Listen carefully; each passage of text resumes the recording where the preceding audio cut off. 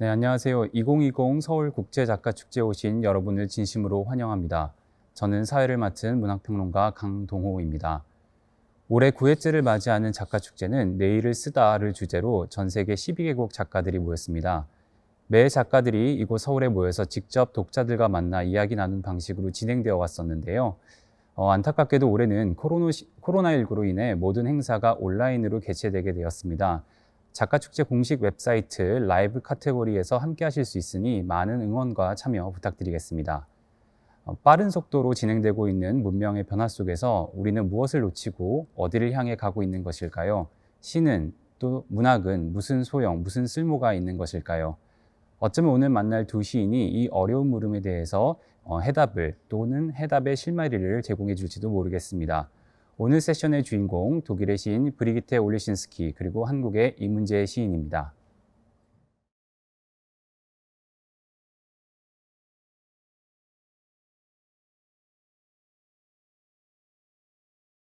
Mental Heat Control.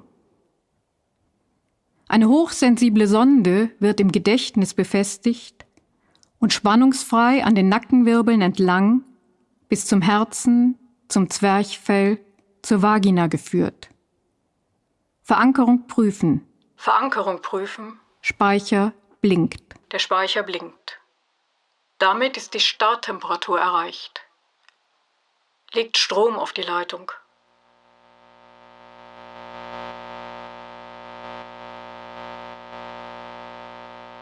Ein Geruch von Regen weht auf, von nassem Pflaster und alten Bäumen, in denen ein Saxophon sich einschwingt und schwingt und schwingt und schwingt. Schwingt und schwingt, schwingt Und schwingt und schwingt und schwingt und schwingt und schwingt, bis alle Pfützen die Augen erheben. Der Speicher blinkt. Der Speicher blinkt. Dreht stärker auf. Das weich und erwärmt erscheinende Abendlicht täuscht.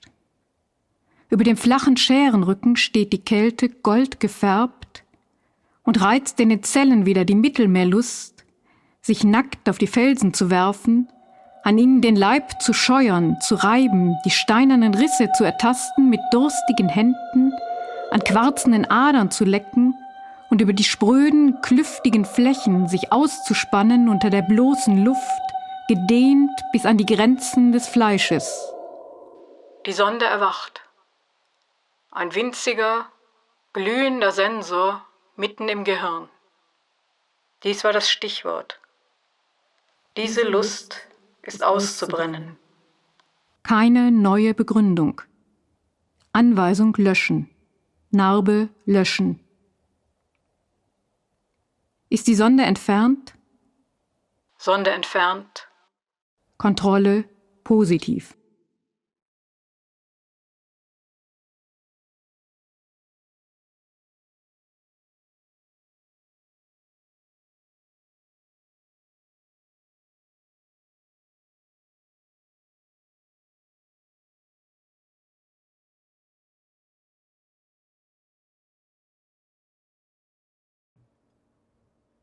지금 여기가 맨 앞. 나무는 끝이 시작이다. 언제나 끝에서 시작한다. 실뿌리에서 잔가지, 우둠지, 새순에서 꽃 열매에 이르기까지 나무는 전부 끝이 시작이다. 지금 여기가 맨 끝이다. 나무, 땅, 물, 바람, 햇빛도 저마다 모두 맨 끝이어서 맨 앞이다. 기억, 그리움, 고독, 절망, 눈물, 분노도, 꿈, 희망, 공감, 연민, 연대도, 사랑도, 역사, 시대, 문명, 진화, 지구, 우주도 지금 여기가 맨 앞이다. 지금 여기 내가 정면이다. 네, 자리에 두 시인 모셨습니다. 안녕하세요. 예, 안녕하세요. Guten Tag. 예, 브리기테 올레신스키 선생님께서는 또 특별히 그 미디어 아트 쪽에 관심이 있으신지 좀 특별한 낭독 영상으로 준비를 해주셨는데요. 현재 브리기테 올레신스키 선생님은 독일 베를린에서 함께하고 계시고요. 이렇게 화상으로 연결이 되어 있고, 이문재 시인은 지금 가까이 옆에 모셨습니다. 요즘은 이제 가까이라고 하는 그 단어의 기준이 뭔지가 많이 이제 어렵다라는 생각을 하게 되는데요. 두 분 모두 반갑습니다. 브리기테 선생님 낭독으로 먼저 뵙게 되었는데요. 이 영상을 직접 편집해 주셨다고 합니다. 비록 함께 해주시지는 못했지만 작가님의 예술적인 면모를 물씬 느낄 수 있는 아주 감각적인 영상이었던 것 같습니다. 두 분께서 서로 이제 인사도 나누실 겸 이 작가 축제에 오신 소감이나 기대를 한번 간단히 들어보면 좋을 것 같습니다. 특히 지금은 이제 코로나19 시국이라서 굉장히 좀 독특하고 특별한 방식으로 두 분을 뵙게 되었는데요. 먼저 이문재 시인님께 여쭤보겠습니다. 오늘 자리에 참여하신 소감이 어떠신지 한번 여쭤보겠습니다. 뭐 일단 이런 형태의 자리라는 건 예측은 했었지만 막상 이렇게 카메라 또는 뭐 인터넷, 줌 이런 식으로 연결이 되는 것이 좀 불편하고 낯설기도 합니다. 하지만 이번 작가 축제의 제목이 큰 주제가 내일을 쓰다잖아요. 내일을 쓰다.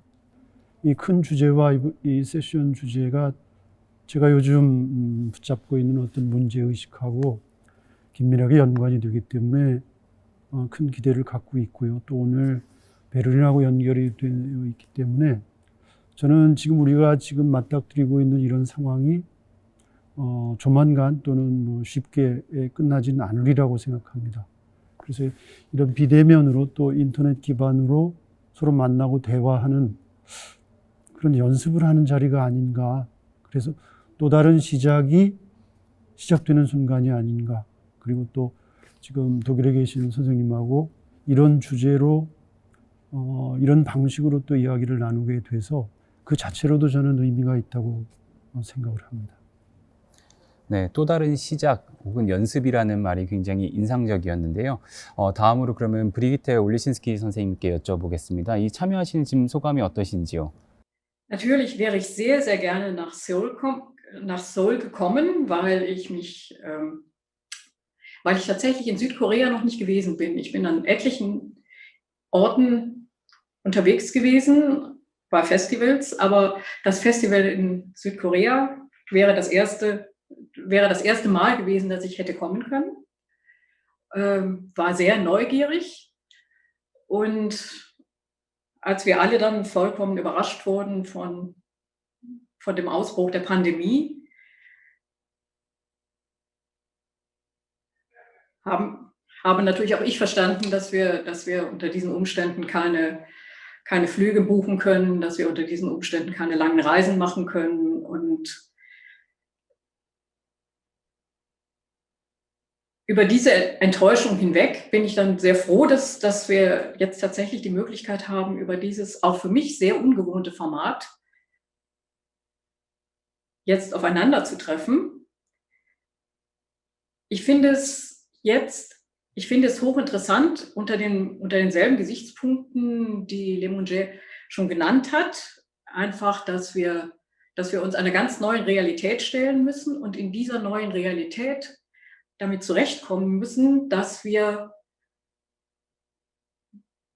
uns verständigen können über so ein Instrument, was ja eine ganze Reihe von vielleicht für den Zuschauer nicht sichtbaren, aber für die Teilnehmenden komplizierten Elementen enthält. Zum Beispiel, wenn ich auf mein eigenes Bild schaue, dort hinter der Kamera, dann sind alle meine Gesten für mich fremd, weil ich mich normalerweise, wenn ich mich überhaupt sehe, nur im Spiegel sehe. Jetzt sehe ich mich plötzlich so, wie mich andere sehen.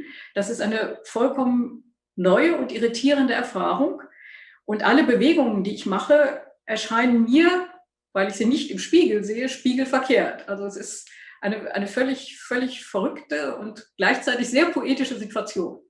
Und weil es so eine poetische Situation ist, in der sich da jetzt auf einmal die Dichterinnen und Dichter und die Technik und die Organisation eines solchen Festivals bewähren müssen, sind wir sind wir mit dem Thema Tomorrow also wirklich ganz, ganz nah dran. 네, 말씀 감사합니다. 역시 인상적인 이야기들을 많이 해주셨는데요. 선생님께서 이제 한국에 아직 한국에 와보신 경험이 없으시다고 해서 굉장히 안타까운 마음도 있고, 또 하루속히 이 코로나 시국이 해결이 돼서 선생님이 한국에 오실 수 있는 날이 오기를 바랍니다. 이제 새로운 현실, 낯섦이라는 단어를 계속해서 말씀해 주고 계시는데, 어떻게 보면 시의 본령이라고 할 수 있겠죠. 새로운 현실과 낯섦에 대해 도전하고 변화된 환경에 대해서 대응하는 것이 시의 언어의 매우 중요한 본령이자 목표라고 하는 것을 감안하면 지금 이 또한 굉장히 특별한 시기라는 생각을 해보게 됩니다. 네, 그럼 본격적으로 이제 대담을 시작해 보겠는데요. 자연스럽게 이제 현재 이제 과학기술과 코로나 이 문제는 자연스럽게 이제 이야기 속에서 녹아들 것 같습니다. 먼저 브리기테 선생님께 여쭤보고 싶은데요. 브리기테 올레신스키 선생님은 원래 이제 정치과학 쪽으로 이제 공부를 시작하셨다가 학계를 넘어서 이제 역사적 트라우마 혹은 죄의식에 대해서 굉장히 중요한 문제의식을 많이 갖고 계셨습니다. 그 중에서도 특히 이제 담론적 언어와 시적 언어, 학적인 언어 혹은 사회과학적인 언어와 시적 예술적 언어의 어떤 경계를 탐구하고 계신 것으로 알고 있는데요. 선생님께서 경험하셨던 해당 연구에 대한 좀 자세한 이야기와 함께 특별히 이제 학문 혹은 사회과학 정치학의 영역에서 시의 영역으로 이제 건너오시게 된 배경에 대해서 한번 좀 여쭤보고 싶습니다. Na gut, dann gebe ich mein Bestes, wenn es also jetzt einfach so losgeht. Okay.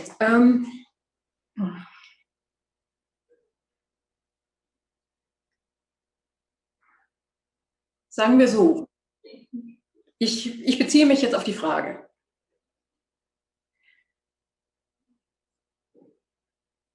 Und ich mache häufiger längere Pausen. Das ist einfach so, denke ich. Das Denken geht bei mir nicht schnell.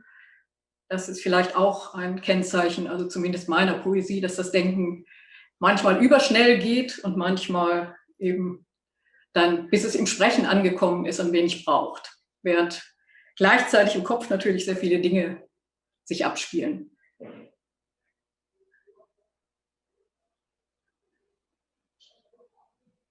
Bevor ich Wissenschaftlerin wurde, war eigentlich die Poesie da. Ich wusste nur nicht, dass es die Poesie ist, die da ist. Schon als Kind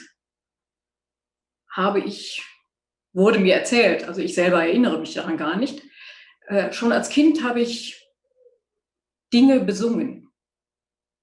Ich habe kleine Lieder gemacht über Gegenstände im Haus, über Möbel, über Teppiche. Und das Charakteristische daran war, also für meine Eltern und die anderen Leute, die das gehört haben, das Charakteristische war, dass ich 2 Stimmen benutzt habe. Ich habe eine Stimme benutzt, die sehr schlecht und sehr misstönend, sehr laut, sehr froh, aber auch sehr misstönend sang. Und in einer zweiten Stimme habe ich mir erklärt, was ich gesungen habe. Und habe dann zum Beispiel gesagt, jetzt singe ich noch von Stocheisen und Kastenform. Und das ist, glaube ich, das ist der eigentliche Modus der Poesie, dass sie die Welt besingt und in die Existenz sinkt. Das ist aber in einer Kindheit wie meiner kein Lebensmodell gewesen. Also es war ein Haus mit vielen Büchern, aber es gab keine Vorstellung davon, dass ein junges Mädchen, eine junge Frau eine Dichterin werden kann. Was es aber gab, war die Vorstellung, dass ich studieren würde, selbstverständlich. Und dass ich Politikwissenschaft gewählt habe als Studium und da insbesondere die Fragen der Zeitgeschichte, das hat natürlich mit der deutschen Geschichte zu tun, mit der deutschen Nachkriegsgeschichte. Ich bin aufgewachsen als Nachkriegskind deutscher Eltern und selbstverständlich waren der Zweite Weltkrieg und die Menschheitsverbrechen, die von Deutschland ausgegangen waren, von Deutschen begangen wurden, ein schwieriges Thema in unserer Familie und in allen Familien. Es wurde einerseits darüber gesprochen, in der Form von Erinnerungen, Kriegserinnerungen, die natürlich aus der Täterperspektive eher Verharmlosungen waren. Und es wurde darüber gesprochen in einem allgemeinen politischen Sinne, weil in Westdeutschland, in der Bundesrepublik, wo ich aufgewachsen bin, die Vorstellung herrschte, wir haben mit dieser neuen Demokratie, mit dem neuen Grundgesetz, haben wir eine neue Basis für Demokratie und Menschenrechte. Es gab aber in dieser offiziellen und öffentlichen Erinnerung sehr, sehr viele Leerstellen und viele, viele Widerstände auch, das letztlich in politische Forderungen umzumünzen. Und vor allen Dingen gab es die Leerstelle, dass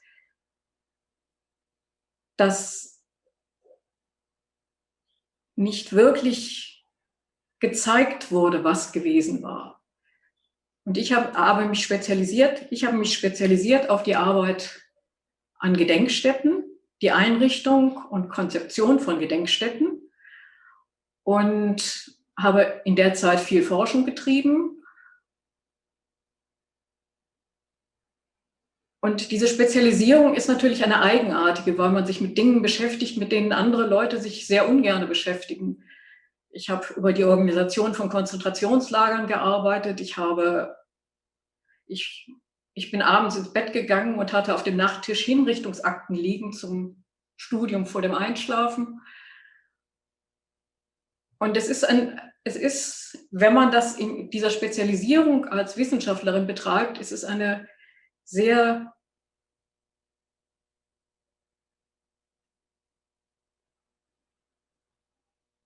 verstörende Arbeit. Und ich denke, aus dieser Verstörung, aus dem Ungenügen, was wir da wissenschaftlich machen, wissenschaftlich erreichen.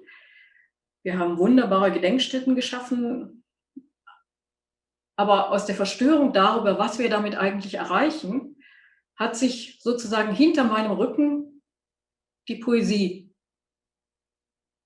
zurückgemeldet. Ich habe eine ganze Weile lang gar nicht gewusst, dass ich Gedichte schreibe. Ich habe sozusagen nicht hingeguckt, wie ich Gedichte schreibe. Und schließlich verstanden, dass ich mich diesen Gedichten stellen muss und nicht einfach nur der wissenschaftlichen Arbeit. Lassen wir es bis dahin jetzt mal genug sein. 네, 지나간 시간, 과거, 그리고 역사에 대한 관심이라고 하는 것은 결국 인간에 대한 관심이라고 생각을 합니다. 그런 면에서는 정치학이나 시나 문학이나 다 공통의 관심사를 당연히 가지고 있는 분야라고 할 수 있을 것 같은데요.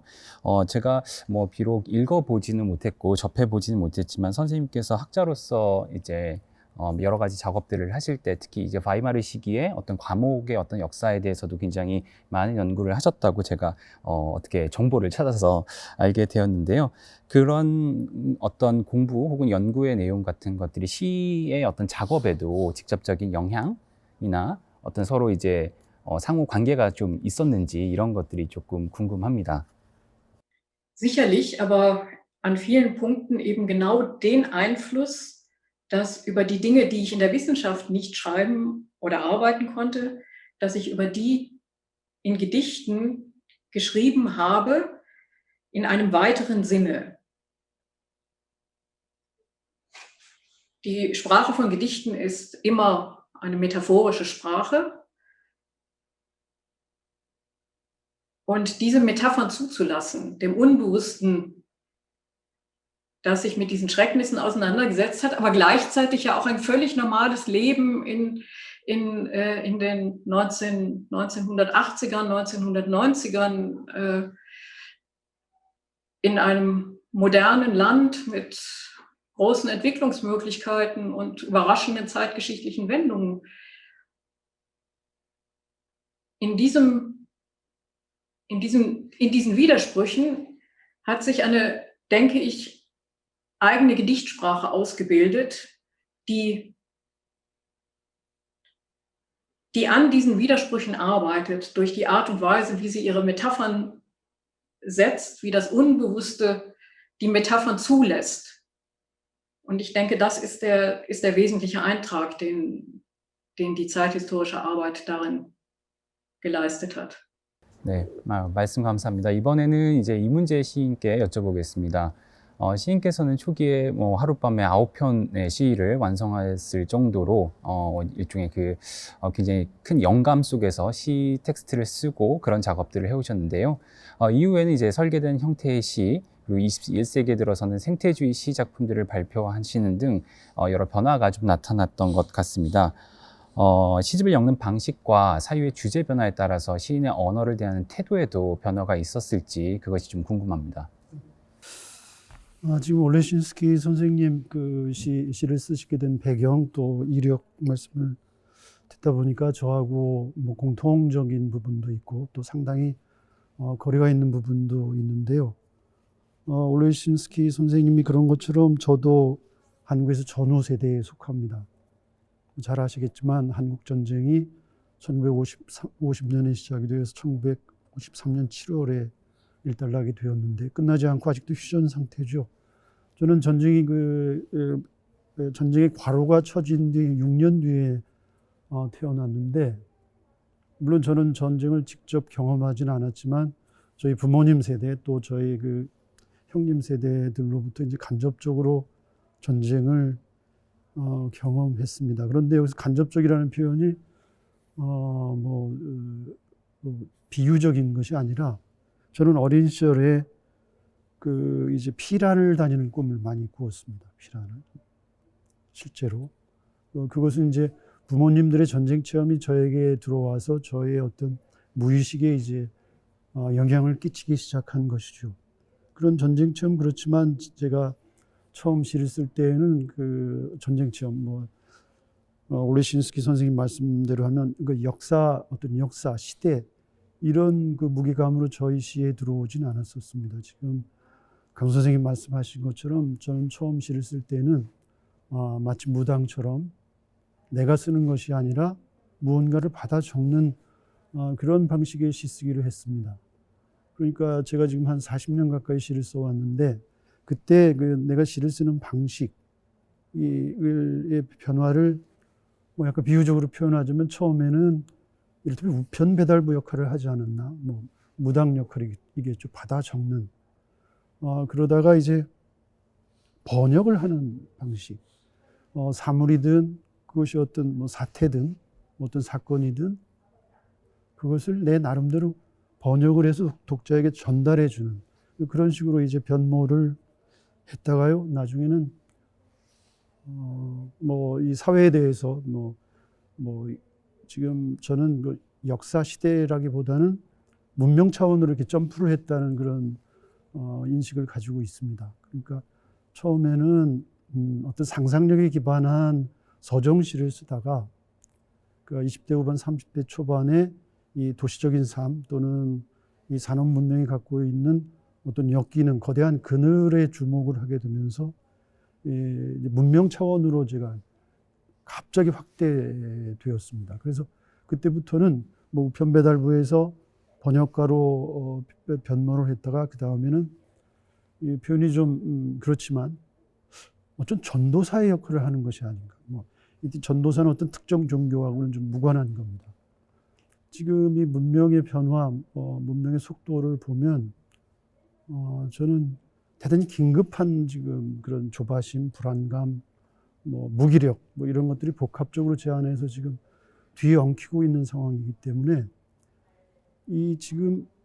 그래서 저의 지금 어떤 문제점, 제가 해결을 해 나가야 할 이런 과제는 뭐냐면 이런 문명사적인 대전환에서 내가 할 역할이 과연 무엇인가. 이때 나는 대학에서 학생들을 가르치는 내가 아니라 또 어떤 한 가정을 꾸려 나가는 그런 가족 구성원이 아니라 지금 이 시대에 지금 이런 맥락에서 시를 쓰는 내가 할 수 있는 것은 과연 무엇인가 이런 생각들을 좀 가지고 있습니다. 그래서 상당히 좀 저는 뭐 어려운 지금 상황에 처해 있다고 말씀드릴 수가 있습니다.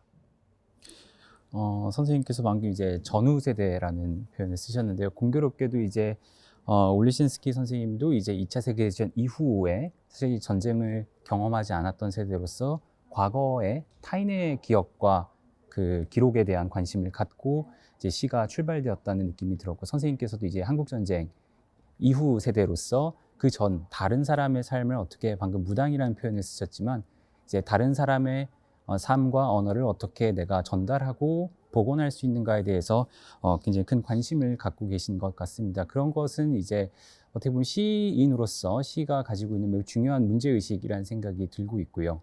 그리고 또 문명 차원의 큰 전환의 시기에 우리가 놓여 있는 상황에서는 우리가 경험하지 못하는 혹은 아직 경험하지 못할 미래에 대해서도 어떻게 고민해야 되는가에 대한 질문과도 연결이 당연히 되는 문제인 것 같습니다. 이제 계속해서 질문을 좀 던져보려고 하는데요. 이문재 선생님께서도 이제 앞에서 말씀하셨던 것처럼 문명에 있어서 인간의 감각이라고 하는 것이 어떻게 중요하고 또 변화를 겪는가에 대해서 관심을 가지고 계신 것 같고, 또 브리기트 올레신스키 선생님도 이제 언어 그 자체를 이제 인간 진화라고 해야 될까요? 인간의 어떤 변화 혹은 발전의 어떤 원동력으로 보고 계신 것 같은데요. 우선 브리기테 올레신스키 선생님께 선생님이 생각하시는 그러니까 인간의 진화, 이걸 어떻게 봐야 될지 모르겠어요. 긍정적인 말은 꼭 아니더라도 이 변화라고 표현을 쓰겠습니다.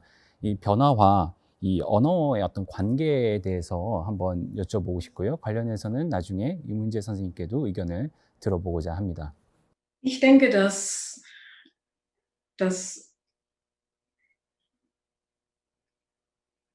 Sprache ist der typische menschliche Weltmodus und hat sich, soweit wir das wissen und zurückverfolgen können, hat sich entwickelt daraus, dass Menschen Metaphern bilden können. Wir wissen nicht genau, wie das menschliche Bewusstsein in seiner Komplexität tatsächlich funktioniert. Wir sehen jetzt, wenn wir da auf die Entwicklung von künstlicher Intelligenz zum Beispiel schauen, dann wissen wir also, offenbar gehen Dinge in diesem Bewusstsein vor, die sich nicht einfach künstlich imitieren lassen, sondern es ist etwas Eigenartiges und schwer Fassbares in der Art und Weise, wie wir unser Bewusstsein durch Sprache zum Ausdruck bringen.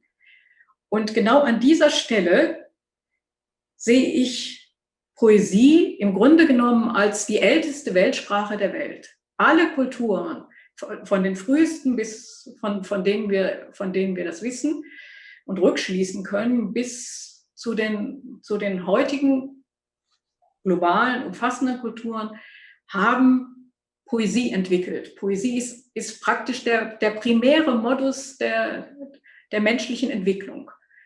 Und von da aus ist alles, was wir heute tun, es hat sich selbstverständlich entfaltet, dann in Formen des Wissens, Formen der Religion, Formen der gesellschaftlichen Ordnungen, die nicht alle einfach über Poesie gesteuert werden. Das natürlich nicht. Die Ausdifferenzierung im Laufe der Menschheitsgeschichte ist gewaltig. Aber dieser Strang, den die Poesie ausmacht, als das, was ganz, ganz nah dran ist an dieser merkwürdigen Verbindung von körperlichen Wesen, die ein geistiges Leben ausdrücken müssen, um miteinander umgehen zu können. Menschliche Abhängigkeiten funktionieren darüber, dass sie in Sprache verstanden und behandelt werden können. Und die Poesie ist der spezielle Fall der Sprache, die sich mit den Dingen befasst, die in einer einfachen, begrifflichen Sprache nicht ohne weiteres zu greifen sind. Und es ist einer der ältesten Mechanismen sozusagen, die Menschen zur Verfügung stehen. Und es ist gleichzeitig der modernste und postmodernste Mechanismus, den wir haben. Wenn wir uns vergleichen mit der künstlichen Intelligenz, dann ist Poesie das, was uns ausmacht. 네, 감사합니다. 굉장히 인상적인 이야기를 많이 해주신 것 같습니다. 인간이 존재하는 이후에는 반드시 시는 존재했었고 그것이 꼭 제도화되거나 산업화되는 형태, 지금의 문학 장르의 차원이 아니더라고 하더라도 정신의 표현을 필요로 하는 인간은 반드시 시를 찾기 마련이다라는 이야기를 해주셨던 것 같고요. 또 AI와 인간을 구분하는 가장 근본적인 차이로서 이 시적 언어, 시적 정신에 대한 표현의 욕구와 어떤 그 문제의식이 있다는 이야기도 굉장히 인상적이었던 것 같습니다. 비슷한 질문을 이제 이문재 선생님께도 드리고자 하는데요. 방금 들으셨겠지만, 답변도 들으셨겠지만, 혹시 여기에 덧붙여 주실 이야기가 있으신지, 그리고 선생님께서 아까 문명 차원의 어떤 관심을 이야기하셨는데, 특히 어떤 육체적 감각이나 시를 쓰는 감각의 차원에서 이런 문명적 전환, 의 어떤 변화와 어떤 관련이 있을지 선생님의 생각도 한번 들어보고 싶습니다. 저는 이 감각에 대해서 오래전부터 많은 관심을 가져왔고요. 그래서 이 문명의 변화를 이 감각의 차원에서 얼마든지 우리가 새롭게 기술할 수 있다, 그런 생각을 가져왔습니다. 이건 무슨 제가 뭐 문명사를 공부했다거나 무슨 심리학이나 뭐 진화론을 공부해서 깨달은 것이 아니고, 제가 어느 계기로 그 짧은 에세이를 하나 쓰게 됐는데, 내가 이제 자라오면서 나를 거쳐간 필기 도구가 무엇이었나, 이걸 한번 그 연대순으로 기술해 본 적이 있습니다. 맨 처음에 저는 우리 집 시골집 마당에 땅에다가 막대기로 그림을 그렸었죠. 그러니까 그건 구석기 시대의 필기구였습니다. 그 다음에 이제 초등학교에 들어가서는 연필, 뭐 흑연이죠. 그 다음에 크레용, 물감, 이런 것들은 이른바 문명화 이후, 산업화 이후에 필기도구가 이제 갑자기 저의 뭐 의식 안으로 들어온 것이죠. 그 다음에 이제 뭐 붓글씨도 저는 배웠습니다. 붓글씨는 동양의 오랜 전통 필기구였죠. 그러니까 목과 붓글씨도 배웠었고, 그 이후로는 이른바 뭐 펜, 볼펜, 만년필. 그 다음에 제가 이제 1980년대에 중반에 사회 진출할 때 마침 대학 때는 제가 타자기를 썼고요. 그 다음에 이제 워드 프로세서, 그 다음에 뭐 컴퓨터, 노트북, 지금은 뭐 스마트폰에 이르게 되었죠. 그런데 저는 이 감각이 거주하는 장소를 저는 손에 집중을 해 본 적이 있는데, 과연 우리의 손이, 지금 우리의 손의 형태는 수백만 년 전부터 이어져 오고 있죠. 손의 형태는 그대로지만 지금 손이 하는 일은 무엇인가? 이걸 보면 손이 하는 일은 그야말로 무궁무진했습니다. 그렇지만 지금 제가 정의하는 손의 역할은 조작하는 손이에요. 조작하는 손. 무엇을 조작하느냐? 단말기를 조작하는 손이죠. 그런데 그 단말기가 하는 일은 소비 행위. 그 소비하는 손으로 전락 또는 축소되고 말았죠. 그 손이 이렇게 축소되는 와중에 저는 감각도 대단히 퇴화 또는 왜곡, 집중되었다고 생각합니다. 뭐 지금 서구 근대를 시각 중심주의라고 해석하는 그런 이론들이 많이 있죠.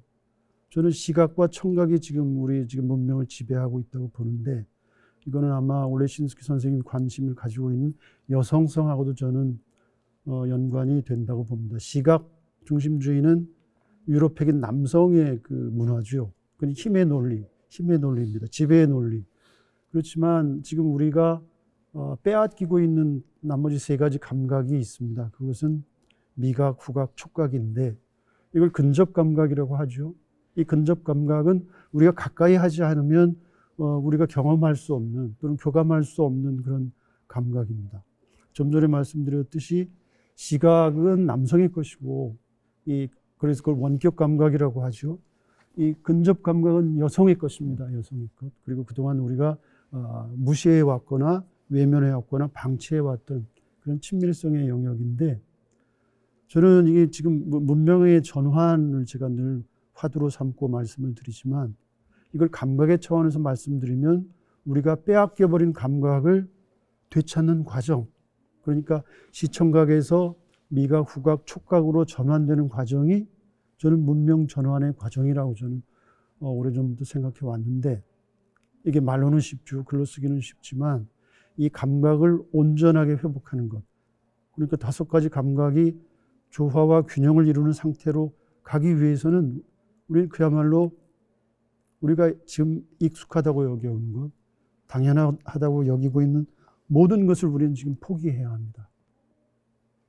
저는 지금 제가 말씀드린 것을 글로 쓰거나 뭐 이야기를 할 때 전에는 좀 자신 있게 좀 과격하게 말씀을 드렸는데 요즘 자꾸 조심스러워집니다. 왜냐하면 이런 발언을 할 때마다 공적 이런 장소에서 이야기를 할 때마다 결국 저한테 돌아오는 질문은 뭐 올레신스키 선생님 시에도 뭐 메아리라는 표현이 있지만 그 메아리는 그것이 가능하겠느냐? 그럼 그것이 어떻게 가능하겠느냐? 이런 질문이 반드시 돌아오는데 저는 그런 질문을 받을 때마다 어떤 무력감에 시달립니다. 무력감. 그럼 우리가 하는 문학이라는 것, 시라는 것, 지금과 다른 꿈을 꾸는 것인데 그런 꿈꾸기를 지금 이 세계는, 이 세상은, 대중들은 받아들이려고 하지 않아요. 매우 현실적인, 실용적인 생각, 그 틀에 파묻혀 있기 때문에 지금과 다른 그 무엇을 생각하는 것 자체를 대단히 두려워하거나 불필요하거나 이런 지금 상황에 처해 있습니다. 이것이 저의 무력감일 뿐만이 아니라고 저는 생각하는데 아마 문학이 놓여 있는 장소가 아마 이 근처가 아닐까 저는 개인적으로 그런 생각을 하고 있습니다. 굉장히 좀 깊이 있고 우리가 좀 생각을 많이 해봐야 될 그런 질문들을 던져주신 것 같은데요.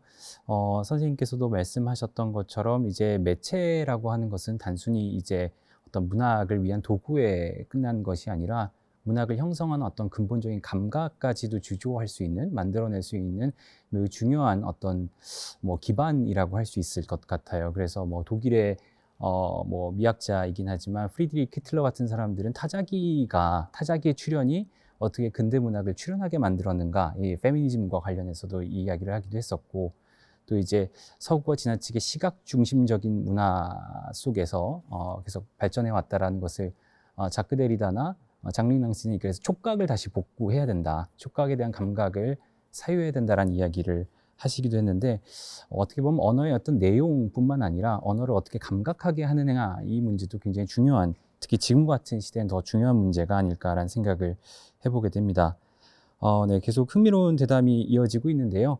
다음 이제 질문으로 넘어가기 전에 한번 낭독의 시간을 가져보려고 합니다. 먼저 이제 브리기테 올리신스키 선생님께서 시 한 편을 이제 낭독을 해주실 텐데요. 시인님께 그러면 부탁드리도록 하겠습니다. Aus dem Zittergras vor den Klinikfenstern tanzen sie wie Mücken davon. Ein Schwarm glitzernder Babyzellen über der windigen Ebene, durch die mit allen Fingern das Licht fährt, leere Parkplätze aufwirbelnd und die wiegenden, nickenden Prärieskalpelle,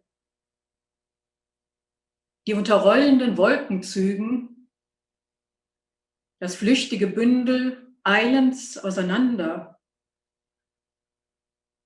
treiben in nichts als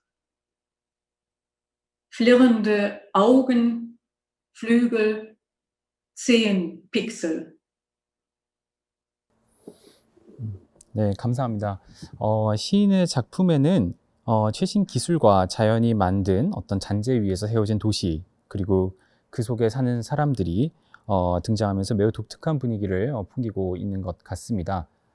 그 시인께서 그러면 이제 포착한 지금 현재 문명사의 풍경은 어떤 것인지, 그리고 그것을 시로 구현하고 재현할 때 좀 추구하시는 특별한 어떤 방식 같은 것이 있는지 좀 궁금합니다. So funktioniert Poesie nicht, dass man sich etwas vornimmt in einer instrumentellen Weise. Das Instrumentelle oder das Handwerkliche an dem, was ich mache, hängt eher damit zusammen, wie ich Poesie und das Schreiben von Gedichten überführe in die sozialen Netze der Poesie. Und das bedeutet einerseits eine sehr starke Verbindung mit dem Publikum. Deswegen ist es für mich so schwierig, diese neuen Instrumente zu nutzen, diese neuen Formen zu nutzen, in denen ich das Publikum nicht spüre, nicht sehe, mit ihm nicht direkt verbunden bin.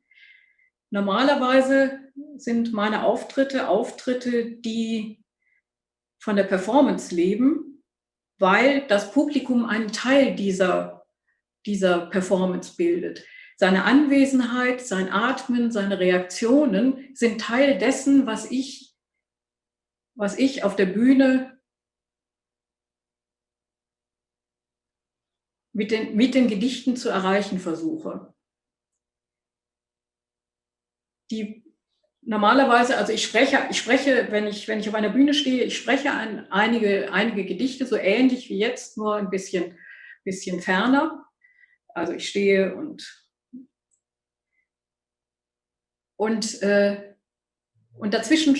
dazwischen reflektiere ich über diese Gedichte. Das heißt, über die Zusammenhänge, in denen diese Gedichte stehen. Das Foto, was Sie dort sehen, ist zum Beispiel Teil einer Performance. Das ist der Flughafen Tempelhof hier in Berlin, dieser alte, zuerst Militärflughafen und dann später Stadtflughafen, inzwischen geschlossen. Es ist ein großer Park geworden. Und die winzige Figur, die Sie da sehen, ist die Figur, die mit einem Mikrofon um den Hals vorausgeht. Hinter ihr sind eine Reihe von Leuten, die zuhören. Aber über die Entfernung, das war jetzt ein neuer Versuch zu sehen, also wie man unter Corona-Bedingungen eine Veranstaltung machen kann, wo man noch Publikum hat, das auch anwesend ist, aber trotzdem genug Entfernung dahin hineinbekommt. Und ich spreche Gedichte und erzähle ein wenig darüber, wie ich mit diesem Flughafen verbunden bin, über eine ganze Reihe von persönlichen Links und über geschichtliche Links. Und das war eine wunderbare Erfahrung, weil es eben gleichzeitig, Le Monset hat ja über Sinne gesprochen und die Notwendigkeit, also Gedichte letztlich mit allen Sinnen zu erfahren und auch weiterzugeben. Die Sinnlichkeit dieses Moments bestand darin, dass es halt auf eine bestimmte Weise warm war, dass das Wetter wunderbar war, dass es sehr windig war, dass in die Performance mit eingeflossen sind die Geräusche, die einfach der Wind im Mikrofon gemacht hat und was die Nachfolgenden dann in ihren Kopfhörern hören konnten. Und auf diese Weise versuche ich einfach Situationen zu schaffen, die daran rühren, eigentlich ein ganz ähnliches Programm, die daran rühren, dass wir unsere Lebensrealität, wir befinden uns ja nicht mehr im 20. Jahrhundert, wo wir beide unsere Kindheitserfahrungen hatten und die geschichtlichen Verläufe, die diese Kindheitserfahrungen geprägt haben, sondern wir befinden uns jetzt im 21. Jahrhundert. Und wenn diese längeren Leben irgendetwas beitragen können, dann müssen sie jetzt anfangen, sehr innovativ zu werden. Das ist nicht immer einfach, man wird ja auch ein bisschen sagen wir mal, ruhebedürftiger, aber gerade dann ist die Herausforderung besonders groß, also in solchen Performances einfach einen größeren Themenkreis zu schaffen, zusammen mit anderen. Die Kunst des Gedichtlesens wiederum, wir müssen ja auch einfach über das Publikum nachdenken. Also die Kunst des Gedichtlesens und die Kunst des Gedichtaufnehmens hat ja sehr viel damit zu tun, wie Personen einen gemeinsamen Raum der Auslegung entwickeln. Also in den Geisteswissenschaften heißt es Hermeneutik, es ist die Kunst der kritischen Auslegung. Das heißt, alle tragen in einem gegebenen Rahmen dazu bei, miteinander sozusagen diese Gedichte neu zu entdecken und neu zu verstehen. Und dieses Gemeinsame, das in einer solchen Performance entstehen kann, das ist das, was ich heute für eine ganz, ganz wesentliche Komponente meiner Arbeit ansehe. 네, 앞에 선생님께서 낭독해 주셨던 시도 역시 약간 퍼포먼스의 어떤 그 형태를 띠고 있고, 이 퍼포먼스가 꼭 뭘 보여주는 것의 문제에 그치는 것이 아니라 많은 사람들이 이렇게 참여할 수 있는 공동의 새로운 무대를 만들고 싶다는 어떤 선생님의 어떤 문제의식, 시적인 문제의식과도 굉장히 깊은 관련이 있는 것 같습니다. 그래서 단순히 전통적인 문자 텍스트로만 이루어진 시를 이제 뛰어넘으시려는 어떤 그 의도가 이제 엿보이는데요. 그렇다면 이제 좀 더 구체적으로 이제 코로나, 뭐 선생님 말씀하신 거에 어느 정도 다 해답이 담겨 있다고 생각은 하기는 하지만, 이 코로나라고 하는 시기에 우리 한국에서 언택트 문화라고도 이야기를 하는데요.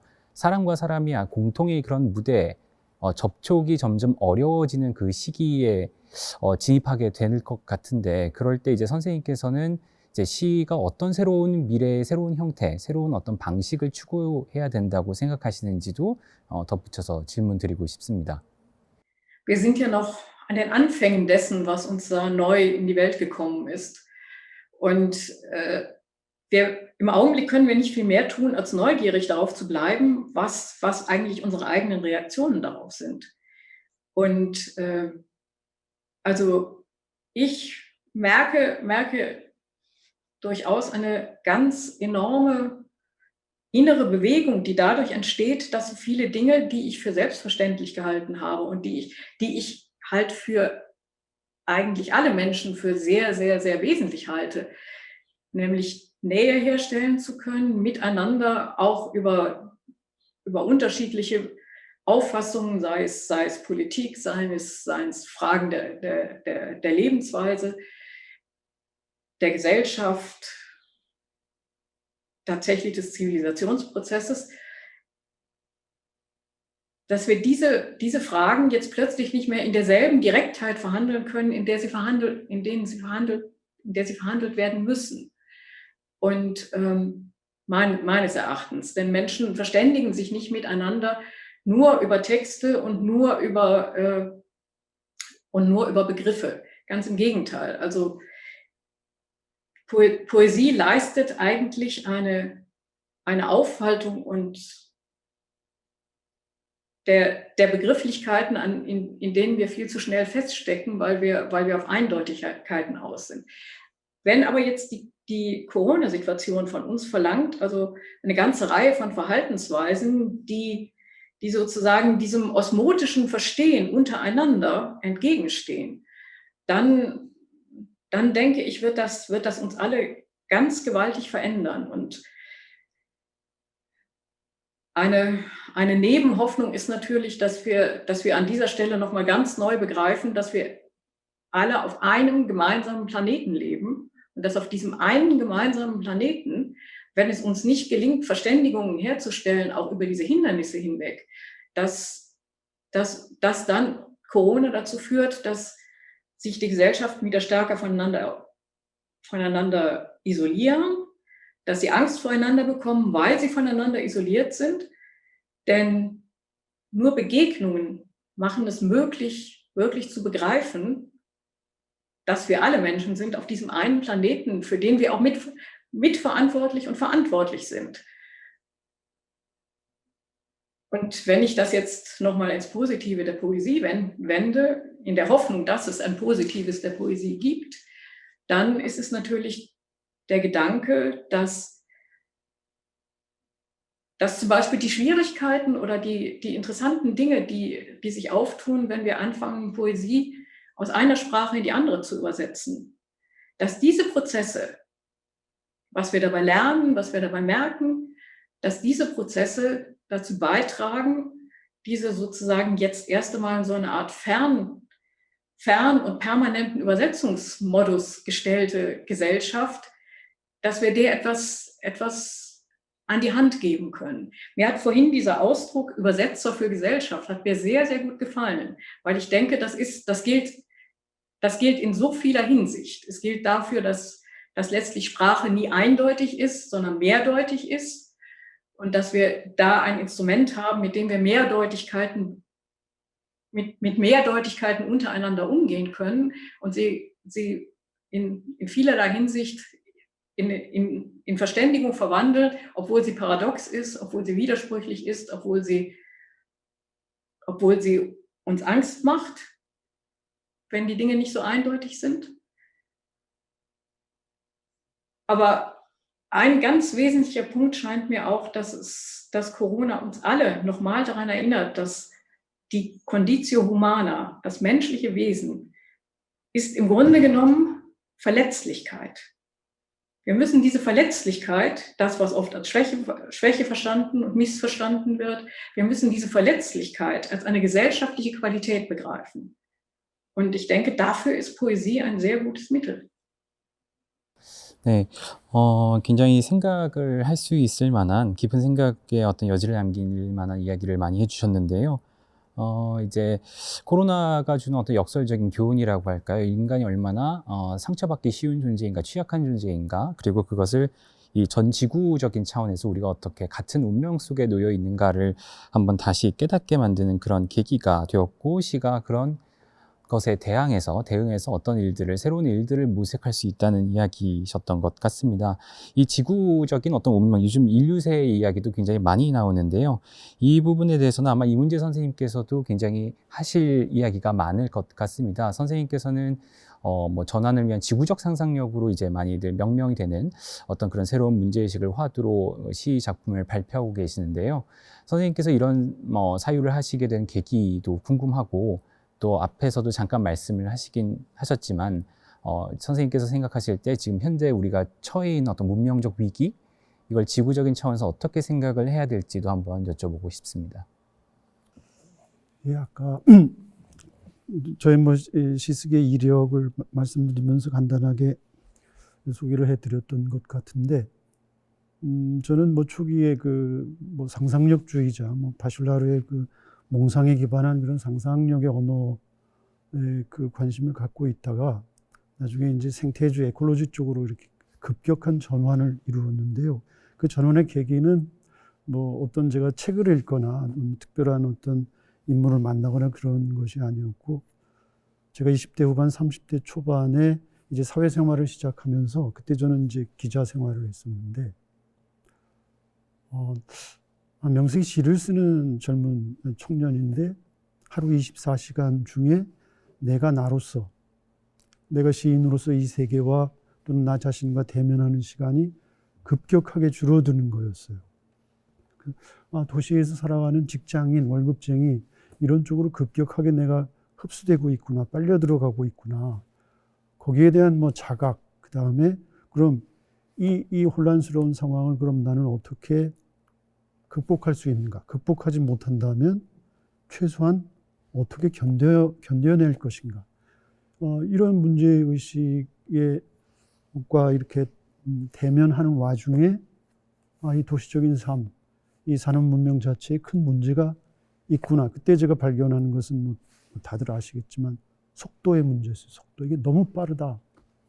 그래서 그때 저는 이제 이 속도에서 벗어나기 위한 것으로 80년대 후반, 90년대 초에 우리 사회에서 이른바 느림의 미학이라는 것이 많이 논의가 됐었죠. 저는 그때 이제 그것이 저한테는 제 안에서 우러나왔던 거예요. 그러다가 이제 강 선생님 잘 아시겠지만 1991년에 이제 녹색평론이 창간이 됐고, 저는 그 매체를 통해서 생각들이 많이 바뀌었고, 또 어떤 이론적 근거랄지 아니면 국내에서 일어나는 새로운 변화들에 대해서 제가 거의 실시간대로 이제 인식을 하게 되었죠. 그러면서 지금 우리가 당연하게 여기는 것, 아니면 우리가 파도를 타서 어떤 정상에 오르려고 하는 이런 삶의 방식, 문명, 가치관 이런 것들이 근본적으로 잘못되어 있구나, 이런 인식에 도달을 했습니다. 달리 말씀드리면 지금 저는 코로나19 세계적인 코비드 팬데믹도 결국은 우리가 자연스럽다고 또는 당연하다고 여겨왔던 체제와 제도와 규범과 가치를 우리가 인정해 왔기 때문에 저는 당연히 우리가 감당해야 할 이건 대사건이라고 저는 생각합니다. 사고가 아니라 사건이죠. 이 근대 산업 문명이 결정적으로 오류를 저지른 핵심 원인은 뭐냐면 지구 자원은 무한하다는 거예요. 지구 자원은 무한하다는 대전제 때문에 여기까지 온 거라고 생각을 합니다. 지구 자원은 결코 무한하지 않죠. 에너지와 자원은 유한합니다. 유한해요. 그런데 우리 지금 산업자본주의 이 시스템은 아직 지금도 이 기후 위기가, 기후 변화가 기후 위기 단계로 넘어왔고 이제 곧 재앙 단계로 지금 저는 넘어갔다고 생각을 하는데, 그런데도 우리는 지금 지구 자원을 계속 퍼쓰고 있어요. 퍼쓰고 있습니다. 그래서 저는 지금 우리가 닥치고 있는 이 문명의 문제는 저는 이미 지금 브레이크를 밟은 상태가 아닌가. 자동차 운전하시는 분들은 아시겠지만 시속 100km로 질주하다가 브레이크를 잡으면 그 자리에서 멈추는 것이 아니라 100m를 그냥 갑니다. 그냥. 근데 지금 우리가 지금 몸담고 있는, 우리가 뭐 헤어나기가 너무 힘든 이 산업자본주의 문명의 속도는 뭐 수천 킬로가 되겠죠. 지금 아마 뭐 한나 아렌트가 말했듯이 1945년 8월에 인류가 브레이크를 잡았다 하더라도 아직 저는 멈추지 못했다고 생각을 합니다. 그래서 이 지구적 상상력으로 우리가 이걸 전환하지 않으면 우리의 미래는 뭐 저는 없다고 생각합니다. 그런데 오늘 신숙희 선생님이 말씀하셨다시피 인류애라는 말씀을 많이 하셨는데, 저는 이 코로나19가 지금 우리에게 주는 그 경고음, 시그널은 그거라고 생각합니다. 드디어 인간이 이제 인류의 차원으로, 물론 외부 요인에 의해서, 코로나19라는 외부 요인에 의해서 인류가 탄생 이래 처음으로 인간 부족, 민족 단위를 넘어서서 지구적 차원에서 인류를 생각하게 된 거라고 생각합니다. 그러니까 원자폭탄이 떨어진 때하고 좀 상황이 전혀 다르죠. 지금 70억 인류 중에 저는 최소한 40억, 50억 인류가 소위 문명화, 산업화된 사회에서는 지금 모든 사람이 마스크를 쓰고 모든 사람들이 거리 두기를 하면서 저 사람이 전파자일 수도 모른다는 이런 공포, 불안에 지금 시달려 있죠. 지금 그 안에 쏠려 들어가 있습니다. 저는 이 상황이, 이 코비드 팬데믹 상황이 인류의 최후가 될 것인지 아니면 인류의 최초가 될 것인지 저는 그 예의주시를 좀 하고 있습니다. 만약에 우리가 이 코로나19, 그러니까 코비드 팬데믹 사태를 슬기롭게 극복한다면 저는 인류 탄생 이래 최초의 인류가 저는 생겨나는 것이고, 만약에 이 코로나19 사태를 슬기롭게 해결하지 못하면 저는 여기서 우리는 공멸하리라고 저는 생각합니다. 코로나19 말씀을 자꾸 드려서 죄송한데 뭐 할 수 없죠.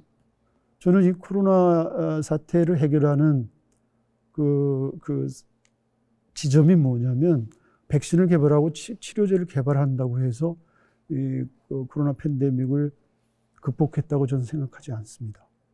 어떻게 인류 차원에서 하나의 주제를 가지고 토론하고 합의에 이르고 같이 공동으로 실천할 수 있느냐를 시험할 수 있는 처음이자 마지막이 저는 이 코로나 팬데믹 상황이라고 생각합니다. 그러니까 우리는 저절로 타이에 의해서 이 신종 바이러스에 의해서 우리는 저절로 지구적 상상력, 지구적 차원, 지구적 감각 상태로 들어갔는데, 이거를 좀 우리가 제대로 인식을 하고 이것이 어쩌면 마지막 기회일지도 모른다.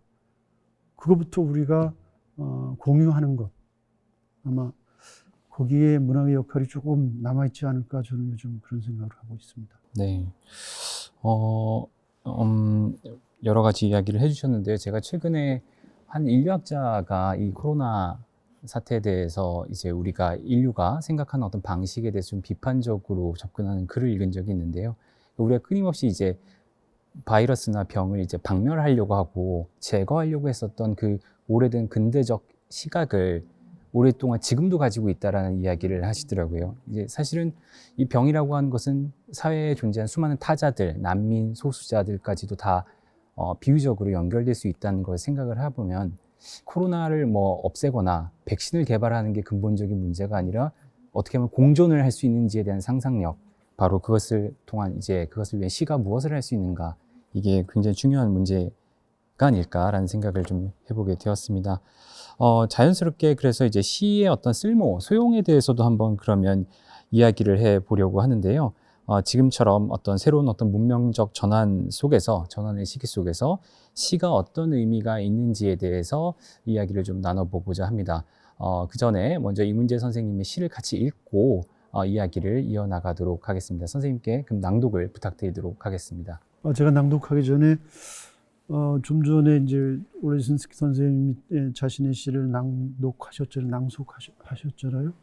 저는 뭐 독일어를 잘 모르지만 가끔 이제 독일 노래를 들으면 그 독일 가수들의 그 음성이 상당히 좋다, 아주 맑고 청아하다. 이를테면 저 알프스 그 협곡 안에서 듣는 그런 음성, 그런 이미지가 강했어요.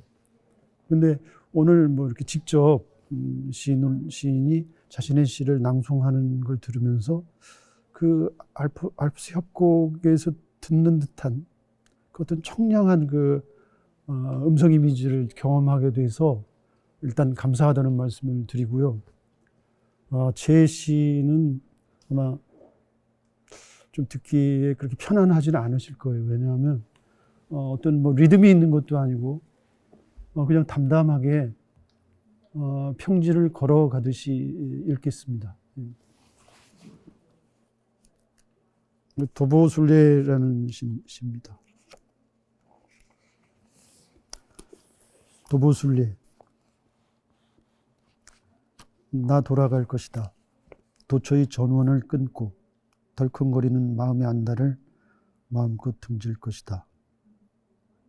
나에게로 혹은 나로부터 발사되던 직선들을 짐짓 무시할 것이다. 나 돌아갈 것이다. 무심했던 몸의 외곽으로 가 두 손, 두 발에게 머리 조아릴 것이다.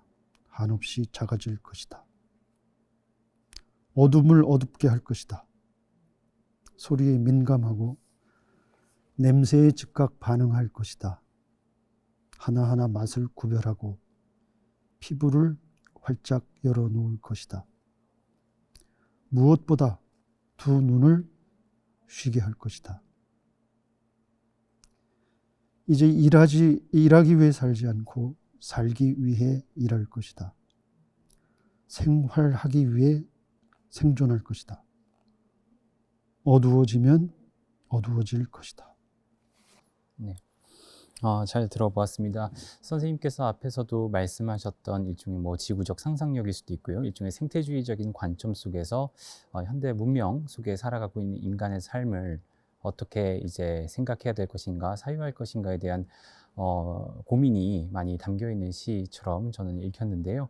앞에서 이제 이문재 선생님께서 선생님의 그 시에 대해서 평을 해줬던 것처럼 선생님께서도 한번 그럼 들으셨는데 어떠셨는지 좀 궁금합니다. 네, 낯선 한국어셨을 텐데 한국어 시 낭독은 어떠셨나요?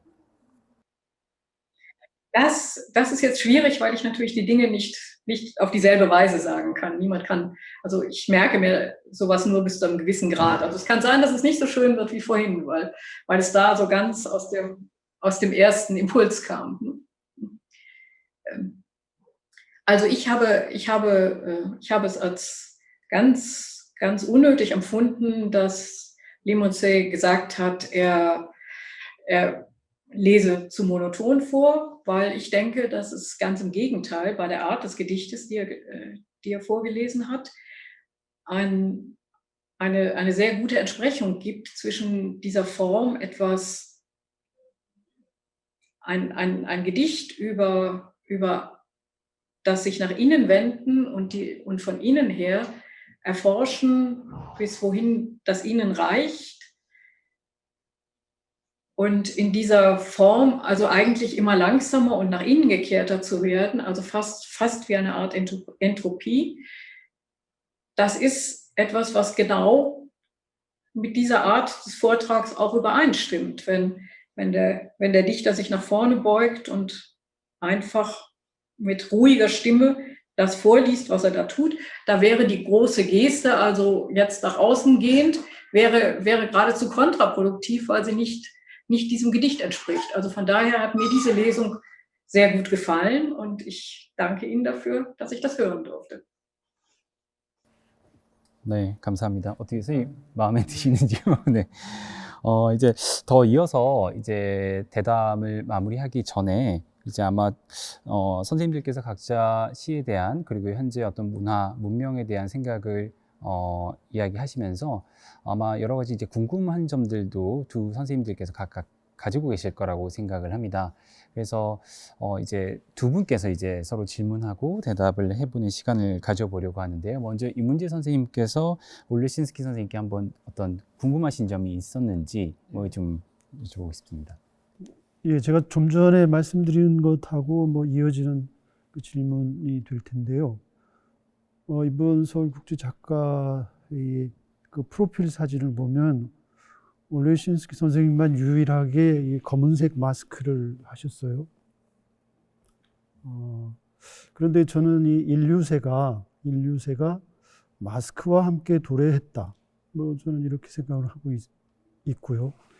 그렇다면 이 마스크가 지금 인류세를 상징하는 뭐 그저 부정적이든 긍정적이든 하나의 이제 뭐 상징물이 되었습니다.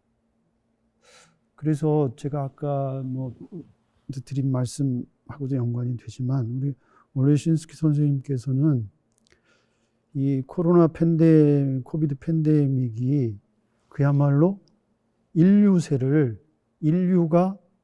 보다 나은 쪽으로 끌고 갈 수 있는 그런 순간, 좋은 계기가 될 수 있는지 좀 궁금합니다.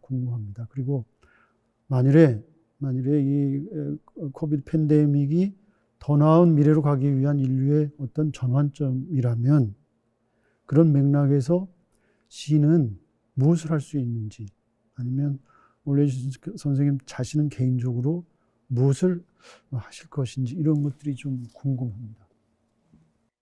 Niemand von uns weiß, wie lange er oder sie noch eine Rolle spielt. Aber wenn ich versuche, mir vorzustellen, wie meine Arbeit weitergehen wird, jetzt unter diesen Bedingungen. Also ich habe ja vorhin schon erklärt, dass ich Poesie also für ein sehr wesentliches Medium halte, um also mit sehr komplexen Verständigungssituationen umzugehen, die nicht alle rational bewältigt werden können. Es wäre wunderbar, wenn wir in der Lage wären, aus diesem doppelten Weckruf sozusagen. Wir wissen, das hat Lemonsev vorhin sehr gut dargestellt. Wir wissen, dass wir diesen Planeten in einer völlig unverantwortlichen Weise übernutzen, dass wir einfach keine Rücksicht darauf nehmen, dass die Welt genauso endlich ist, wie wir als Lebewesen endlich sind. Und dass unsere Wirtschaft und unsere Gesellschaft Wege finden muss, um den Planeten anders zu behandeln und uns als Gesellschaft anders zu behandeln, ohne dass wir dabei das aufgeben, was uns als Menschen ausmacht, nämlich die Möglichkeit, uns wirklich miteinander zu verständigen. Und die Methode der Evolution, die darin besteht, dass letztlich die Dinge sich in Metamorphosen auseinander entwickeln, also das eine aus dem anderen und immer wieder neue Variationen entstehen. Dieses besondere evolutionäre Prinzip gilt ja für uns Menschen auch. Das heißt, im Grunde genommen ist eine der wichtigsten Formen, die wir jetzt brauchen, die ein neues hybrides Denken zu entwickeln. Ob und wie sich das politisch und gesellschaftlich umsetzen lässt, ist natürlich noch eine ganz andere Frage. Ich bin da durchaus skeptisch und habe auch einfach Angst, also dass es uns nicht gelingt oder nicht rechtzeitig gelingt. Und also als ich dieses Bild eingeschickt habe mit der Maske, da hatte ich zum einen den Gedanken, also genauer kann man das Jahr wahrscheinlich nicht datieren, als dass man 2020 ein Bild zeigt mit einer Maske. Zweitens habe ich durchaus, also es gibt zwar einige Fotos, es gibt auch einige Fotos im Netz, aber ich habe eigentlich eine Scheu davor, dass also Fotos von mir verbreitet werden. Deswegen ist auch das jetzt eine neue Herausforderung, weil ich bis zu einem gewissen Grad einfach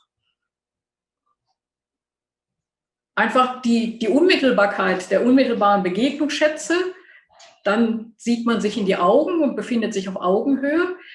Aber wenn man ein Foto anschaut oder eben so eine aufgezeichnete Veranstaltung wie diese jetzt hier, dann würde ich im Grunde genommen fast lieber also einfach hinter meinen Worten zurücktreten und gar nicht sichtbar sein. Aber das war jetzt eine kleine Abschweifung. Führt aber dahin, dass ich den Gedanken der Maske noch mal kurz aufnehmen will.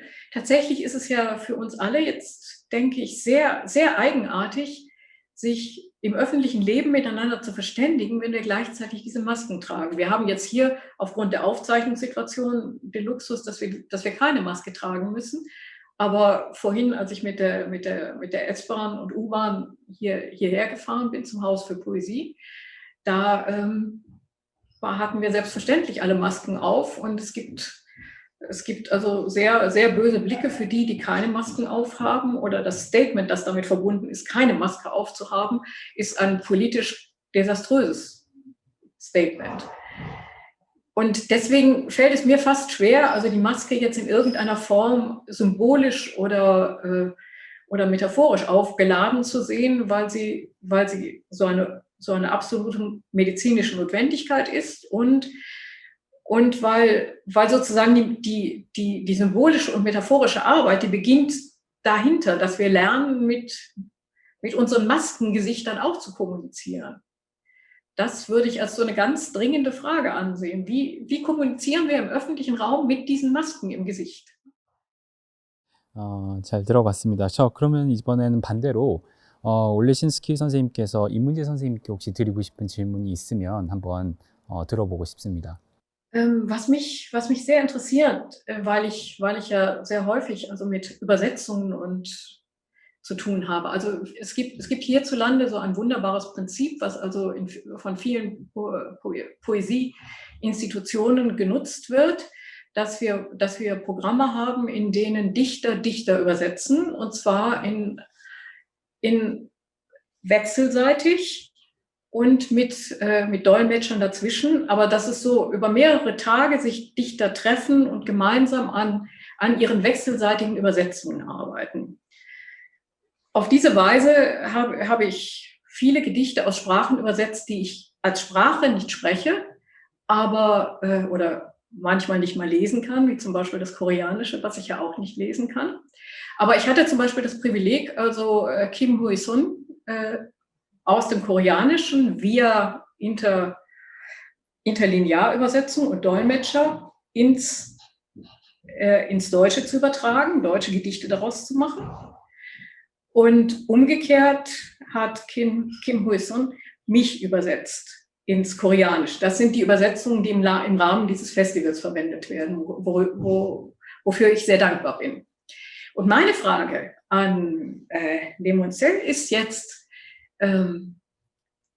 was empfinden Sie, wenn es so ist, was empfinden Sie am Koreanischen am schwersten zu übersetzen in eine andere Sprache, wenn Sie zum Beispiel mit Ihren Übersetzern in andere Sprachen sprechen?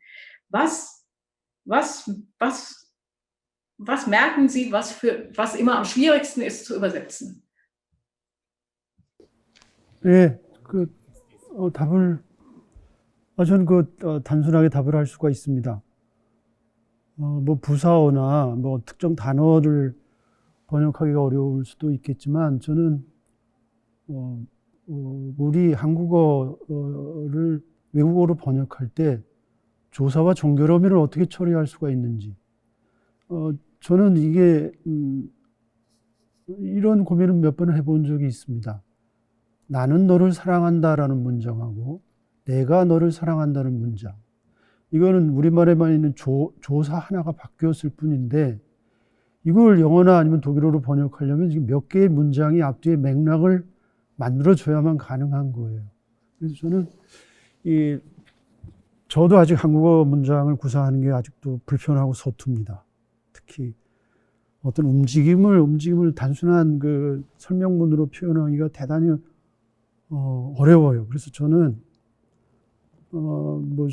시를 쓰는 사람이 이런 얘기하면 좀 받아들이기가 좀 어색할지 모르시지만 저는 한국어 문장은 아직 완성이 되지 않았다고 생각합니다. 저는. 그래서 제가 앞으로 그 시를 언제까지 쓸지 모르지만 시를 쓰는 와중에 한국어 문장의 어떤 전형, 좋은 의미의 전형 그런 것들을 좀 몇 개 만들어야 되지 않을까. 저는 이 고민이 상당히 중요하다고 생각합니다. 그리고 이건 아마 때를 이미 놓쳤을지도 몰라요. 저는. 그 4.19 세대 이후를 한글 세대라고 하는데 그 한글 세대가 한글의 어떤 정체성이나 한글의 어떤 좋은 의미의 어떤 전형 캐논을 만들 겨를도 없이 우리는 다시 또 외국어 문법, 외국어 문장 여기로 넘어가 버리고 말았습니다. 그래서 이걸 다시 번역의 문제로 환원시키면 한국어 문장이 아직 완성이 안 돼 있는데 이걸 번역을 한다. 저는 개인적으로 좀 상당히 어려운 일이라고 생각합니다. 단어의 문제 또는 구문의 문제라기보다는 그 이전에 하나의 언어로서 문장으로서 좀 아직 미성숙하지 않았나 좀 그런 생각을 가지고 있는데 답변이 됐는지 모르겠습니다. 다시 말씀드리면 한국어를 외국어로 번역할 때 힘든 것은 아마 조사와 종결어미가 아닐까. 단어의 문제라기보다도 저는 그런 생각을 오래전부터 가지고 있었습니다. 저도 뭐 학교에서 외국인 학생들한테 한국어를 가르칠 때 가장 학생들이 어려워하는 게 이제 조사인 것만 분명한 것 같아요. 왜냐하면 뭐 한국어를 비롯한 몇몇 안 되는 언어들만 가지고 있는 어떤 문법적 단위이기 때문에 지금 통역으로도 선생님께서 이 어려움이 잘 전달될 수 있을지 그것도 좀 궁금하긴 합니다. 종결어미 같은 경우도 이제 통사적인 구조에서 한국어가 갖고 있는 그러니까 서양어와 완전히 다른 어떤 순서에서 나타나는 문제일 수 있을 텐데요. 네. 그러면 이어서 다시 그럼 이문재 선생님께서 한 번 더 다른 질문을 이제 올레신스키 선생님한테 한번 해주시면 좋을 것 같은데요. 아까 그 시의 쓸모나 뭐 이제 코로나 시대 그 이야기도 아직 답변은 안 온 것 같아서 뭐 관련해서도 좋고 선생님께서 질문을 해주시면 좋을 것 같습니다. 좀 도발적인 질문 하나 드리려고 하는데요. 저는 요즘 그런 생각을 하고 있습니다. 시는 꼭 시인만이 써야 하는가? 그리고 지금 선생님하고 저하고 지금 이 논의가 시라는 건 어떤 제도 또는 장르, 어떤 수준으로 이루어져 있는 그런 그 범주 안에서만 지금 시가 논의되고 있는데 저는 지금 시가 어디에서 살고 있는가, 시의 거주지가 어디인가 생각을 해보면 뭐 한 30년 전, 그러니까 미디어 환경이 급변하기 이전에는 시는 종이책에 살았죠. 시집에서 살았고, 대학 강의실에서 살았고, 또는 뭐 연인들 사이에서 살았고, 아니면 세상을 바꾸려고 하는 그 청년 혁명가들 가슴 속에 살았는데, 지금의 시가 어디에서 살고 있느냐? 저는 SNS에서 살고 있다고 생각을 해요. 그래서 지금 이 시가 온전하게, 시가 건강하게, 그야말로 시가 생태적으로 온전하게 살아있어야 할 장소가 과연 어디인지, 만약에 그런 장소를 우리가 상상할 수 있다면 지금 여기 이상하게 영과 일의 세계에 있는 그 시를 그 장소로, 그 세계로 다시 이주시킬 수 있는지, 뭐 질문이 될지 모르겠습니다. 우선 다시 질문을 정리하면 과연 시는 시인만이 써야 하는가? 그런 시가 과연 지금 어디에서 무슨 일을 하고 있는가? 우선은 이 질문만 좀 드리고 싶어요. 저는 뭐 다른 생각을 가지고 있는데 시간이 되면 제 생각을 좀 말씀드리고 싶습니다. Ich hoffe, dass ich Sie richtig verstanden habe. Und ich glaube, ich glaube, die Beschränkung sozusagen, die Vorstellung, dass es nur die Dichter sind, die überhaupt Gedichte erzeugen, das haben Sie am Anfang eigentlich schon sehr schön dargestellt, als Sie gesagt haben, also Sie verstehen sich im Grunde genommen als eine Art Postbote. Das heißt, in dem Falle sind Sie ein sehr guter Postbote, weil Sie sehr gute Gedichte schreiben, aber im Grunde genommen kann jeder Mensch ein Postbote sein, auch wenn die Gedichte dann vielleicht in einem irgendwie kanonischen Sinne nicht so interessant oder so bedeutend sind, hat doch jeder Mensch das Recht, Gedichte zu schreiben. Und ich habe auch das Gefühl, ich habe auch den Eindruck, dass also sozusagen, dass die Dinge Gedichte schreiben, dass die Situationen Gedichte schreiben. Und einen Teil davon, nicht alles, einen Teil davon kann man auch in die neuen Medien übertragen und dort einfach neue Formen entdecken, in denen Gedichte sich weiterentwickeln. Weil ein wesentlicher Kern ist diese singbare Sprache. Ein anderer Teil ist die starke Reflexion, die auch eben Paradoxe, Vieldeutigkeit und Unsicherheiten und Schwächen aushält und zu neuen Formen bringen kann. Es gibt noch unendlich viele andere Arten von Gedichten und irgendeinen Teil davon kann man durchaus in die neuen Medien übertragen. Was ich aber nicht glaube, also ich halte die Entwicklung von Schreiben auf Papier und die Entwicklung von Büchern in ihrer Konzentration, in ihrer Langlebigkeit, in der Art und Weise, wie sie also über Generationen weitervererbt werden können, das halte ich für ein so konkurrenzloses Medium. Sicherlich haben wir unendlich viel Poesie aus Ur- und Frühzeiten einfach deswegen verloren, weil irgendwann die mündliche Überlieferung verloren gegangen ist.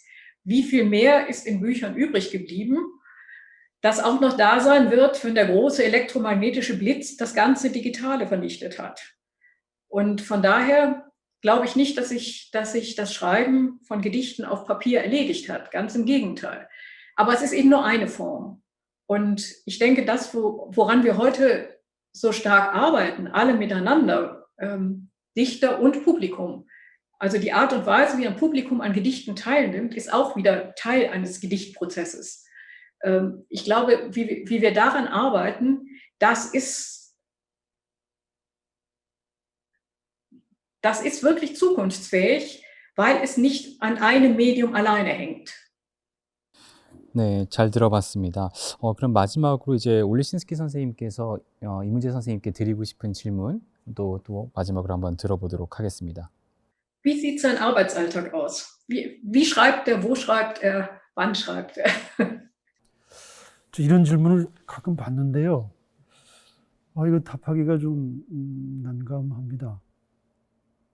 뭐 언제 어디서 어떻게 그런 뭐 상황이나 시간이나 뭐 장소성이나 이것이 시에 뭐 어떤 영향을 끼친다 저는 생각을 잘 안 하는 편입니다. 저는 아까 잠깐 말씀드렸지만 시를 쓰면서 동시에 기자 생활을 오래 했습니다. 247개월을 했는데 저는 시를 언제 어디서 썼냐면 기사를 마감하다가 또는 기사를 마감하고 편집국 데스크에 앉아서 시나 다른 문학 관련 글을 썼습니다. 그래서 저는 뭐 시를 쓰기 위한 특정한 시간이나 어떤 장소를 좀 필요로 하지는 않습니다. 그리고 제가 시를 쓰는 스타일은 뭐 오래 생각을 해서 가다듬고 고치고 그러는 스타일이 아니라 그냥 뭐 토해내듯이 그런 방식으로 시를 써왔는데 그 방식을 고치려고 무진애를 썼지만 아직도 잘 고쳐지지가 않습니다. 제 답은 여기서 마치고요. 좀 전에 그 올레신스키 선생님께서 시와 독자는 그 관계는 변하지 않을 것이다. 또 책은 뭐 영원할 것이다. 또 종이 위에 쓰여지는 시는 영원할 것이다. 이 말씀을 하셨는데 저는 어느 정도 그 견해를 존중하지만 저는 요즘 좀 다른 생각을 가지고 있어요. 시와 독자라는 이 관계, 이것이 어느 날 갑자기 없어지지 않겠죠. 또 없어질 필요도 없고. 근데 제가 시는 꼭 시인만이 써야 하느냐 이런 문제 제기를 하는 까닭은 지금 우리가 논의하고 있는 시, 우리가 알고 이걸 시라고 하는 그런 형태의 시는 지금 너무 우리 현실 세계로부터 이 고통에 찬 이 불확실성으로 가득한 이 3차원 현실 세계의 시는 없습니다. 없어요. 저는 없다고 생각해요. 하지만 시의 마음은 있습니다. 시의 마음. 누구나 있어요. 호모사피엔스라면 시의 마음은 누구나 있습니다. 앞에 있는 사람이 아파하면 같이 아파하고, 비가 오면 우울해지고, 비가 그치고 햇살이 비치면 같이 온몸이 가벼워지고 개운해지는 그런 시의 마음이 있습니다. 그래서 제가 요즘 고민하는 것은, 물론 제가 시인으로서 기존의 시는 쓰되, 시집의 형태, 또 독자와 만나는 기존의 그 경로는 그대로 존중을 하되, 제가 요즘 관심을 가지고 있는 것은 모든 사람으로 하여금 그 안에 있는 시의 마음을 끄집어내서 다 시를 쓰도록 하자. 저는 그런 기획을 가지고 있고, 또 실제로 글쓰기 형태로 학생뿐만이 아니라 일반 시민들을 저는 만나고 있습니다.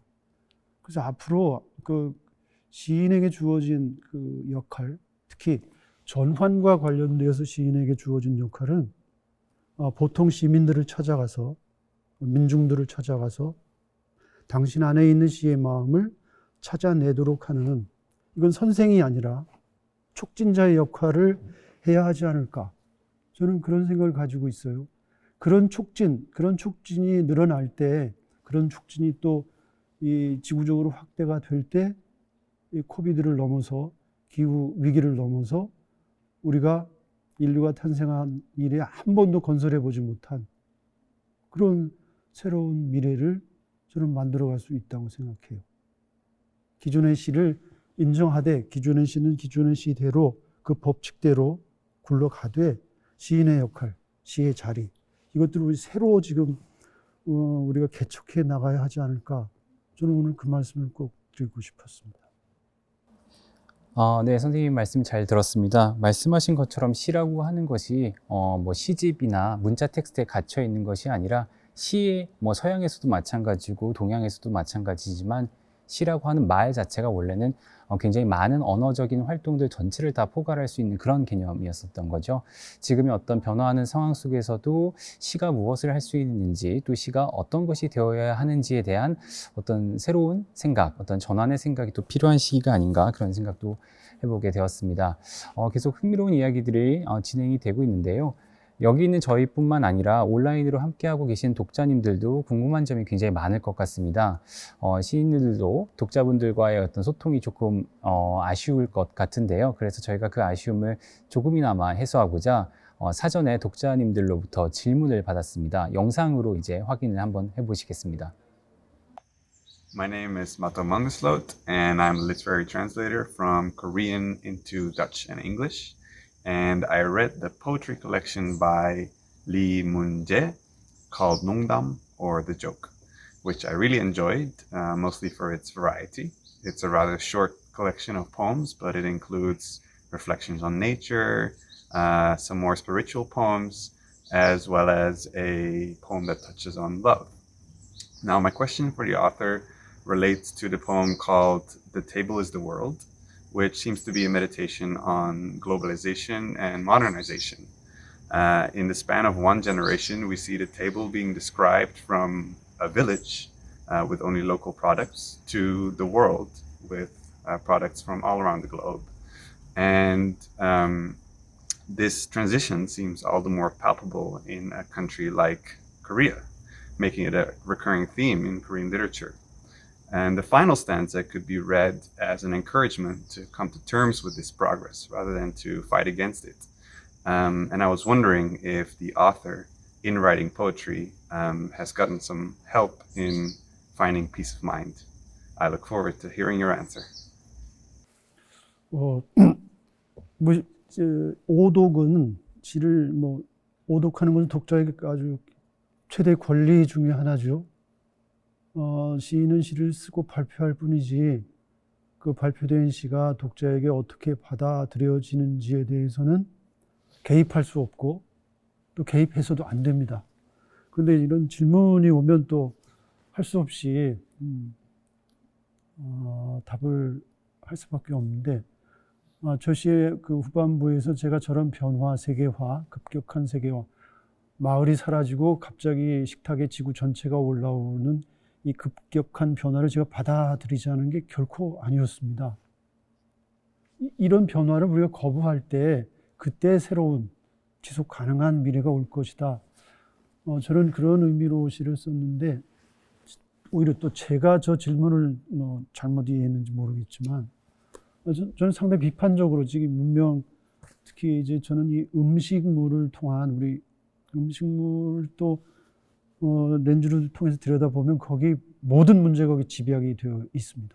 그래서 저는 뭐 마을이 세계로 변화하는 이 변화에 절대로 저는 동의하지를 않습니다. 그걸 막아내지 못해서 제가 지금 한탄을 하고 있는 그런 상태인데요. 어쨌든 저는 뭐 식탁이 지구다라는 이 명제를 많은 분들이 좀 공유를 하고 하루에 3번 그 식탁에서 우리가 이것이 어디에서 왔는가라는 질문을 던지기 시작하면 우리가 뭔가 변화를 시작하지 않을까 그런 의도에서 저 식탁은 지구다라는 시를 쓴 바 있습니다. 저 역시 그 문학 텍스트를 분석하고 이해하려고 노력하는 평론가로서 가장 두려울 때가 내가 텍스트를 오독하고 오해하는 것은 아닐까라고 하는 불안이 들 때인데요. 근데 어떻게 보면 우리가 오해라고 하는 것도 너무 민감하지 않은가라는 생각도 들어요. 오해를 통해서 사실은 우리가 이해를 나아가는 하는 과정이라고 생각을 하면 지금 질문에 대해서 선생님께서 아주 그런 좋은 오해라도 대답을 해주신 것이 아닐까 생각을 해보게 됩니다. 오해라도 받았습니다. 네. 네, 다음은 이제 브리기테 올레신스키 선생님께 드리는 질문입니다. 안녕하세요. 저는 서울에 사는 29살 임태원입니다. 네, 저는 브리기테 올레신스키 시인님의 반짝반짝하고 봉봉거리는 개나리들이라는 시를 읽었는데요. 동시 같은 제목의 시였지만 내용은 전혀 그렇지 않았습니다. 3월 추위를 견디며 피어난 개나리들을 아무도 만지지 않는 모습에서 각자 바쁘게 갈 길을 가는 사람들의 개인주의와 냉담함이 느껴졌습니다. 시인께서는 이러한 사회상에 대해 어떻게 생각하시는지 궁금합니다. 바뀌어야 하는 것일까요? 그렇다면 그 과정에서 시는 어떤 역할을 할 수 있을까요? Ich denke, dass Sie genau das wahrgenommen haben, was in dem Gedicht enthalten ist. Es beginnt an einem Flughafen, es endet in einer Migrationssituation, der Unerwünschtheit und der harschen Fragen von Grenzpolizisten. Es gibt an dieser Stelle, dieses Gedicht endet mit den Zeilen, "Where do you come from? Your passport is not guilty." Das ist die Stimme eines Grenzbeamten. Und im Deutschen hat es eine besondere Irritation, weil im Deutschen bedeutet das Wort guilty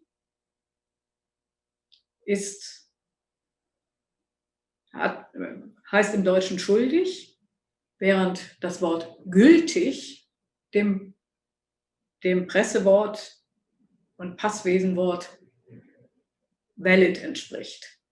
Also diese Zeile, dieser Versprecher, das haben Sie sehr schön gesagt, eben die Versprecher sind im Grunde genommen etwas ganz Produktives, auch in der Sprache. Dieser Versprecher des Grenzbeamten, der nicht weiß, wie er das Deutsche ins Englische bringt und umgekehrt, dieser Versprecher ist im Grunde genommen nochmal ein Versprecher zwischen dem Englischen und dem Deutschen.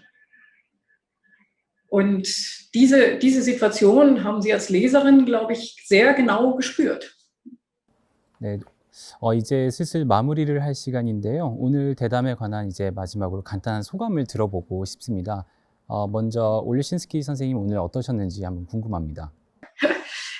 Ja, genau das. Also ich habe es jetzt als sehr angenehm empfunden, also dass die deutsche Übersetzung so ausgezeichnet war, so dass ich keine Angst hatte, also mich auszudrücken. Das ist ja manchmal, also es gibt ja auch Fälle Fälle, also das habe ich auf etlichen internationalen Festivals erlebt, wo man dann so daneben sitzt und denkt, hätte ich doch besser Englisch gesprochen, dann hätten es alle verstanden, weil die Übersetzung irgendwie nicht wirklich gut zu sein scheint.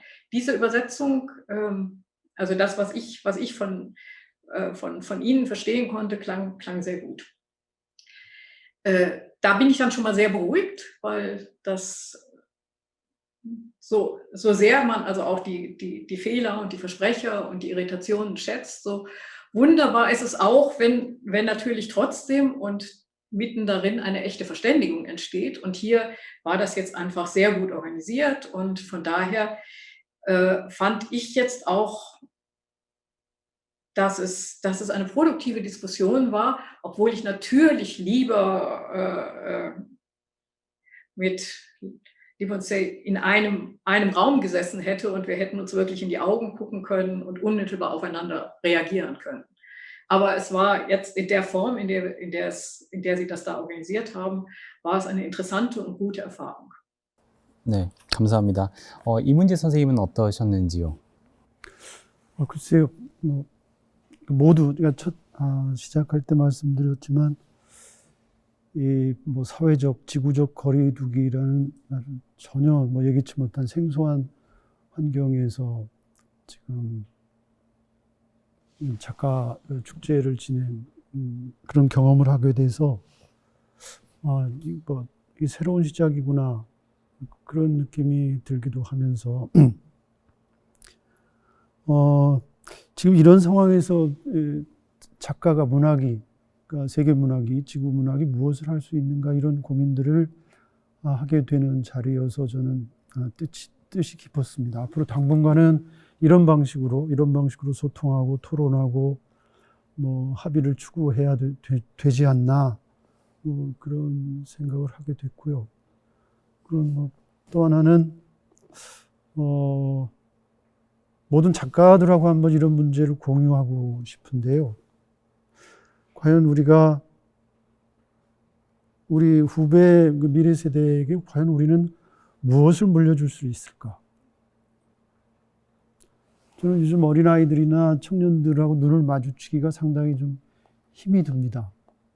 저들의 분노 또 저들의 무력감, 그 원인은 전적으로 우리 세대가 기성세대가 제공을 했는데 우리는 지금 너무 가만히 있는 것이 아닌가.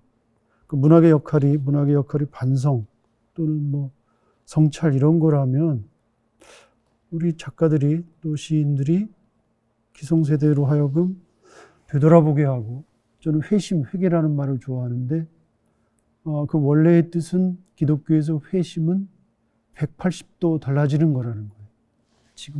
지금 내 생각, 지금 내 삶의 방식과 정반대로 달라지는 것이라는 뜻이라는데 지금이야말로 우리 문명이 삶의 방식이 회심을 해야 할 때가 아닌가. 그렇지 않고는 우리가 젊은이들 아이들한테 과연 우리가 어떻게 떳떳하게 그들과 헤어질 수 있을까 이런 고민들을 많이 하는데요. 이번 작가 행사의 대주제가 내일을 쓰다잖아요. 그럼 우리 내일을 어떻게 쓸 것인가? 우리가 쓰는 내일이 잠시 후에 아니면 동시간대에 우리 미래 세대들 청년들에게 전달이 될 텐데 그들은 우리가 쓴 내일을 과연 어떻게 읽어낼 것인가 이런 고민을 하는 자리가 아니었나 그래서 저는 뜻깊게 생각을 합니다. 이런 자리를 마련해 주신 분들 정말 고생이 많으셨습니다. 감사합니다. 네, 말씀 감사합니다. 이제 마칠 시간인데요. 오늘의 맨 뒤, 내일의 맨 앞에 데려다 놓은 두 시인의 통찰 덕분에 삶의 시공간을 다시금 정비하고 삶의 언어를 다듬어 볼 수 있었던 기회를 가졌던 것 같습니다. 좋은 시간 만들어주신 두 시인분께 다시 한번 감사드립니다. 이로써 2020 서울국제작가축제 작가 마주보다 내일의 언어 정원 세션을 마치도록 하겠습니다. 올해 축제는 11월 8일 일요일까지 온라인으로 진행되는데요. 앞으로 남은 프로그램도 많은 시청과 참여 부탁드립니다. 내년에는 부디 꼭 여러분과 얼굴을 마주하고 호흡할 수 있는 시간을 가질 수 있기를 기원하면서 인사드리도록 하겠습니다. 지금까지 저는 문학평론가 강동호였습니다. 시청해주신 여러분 감사합니다.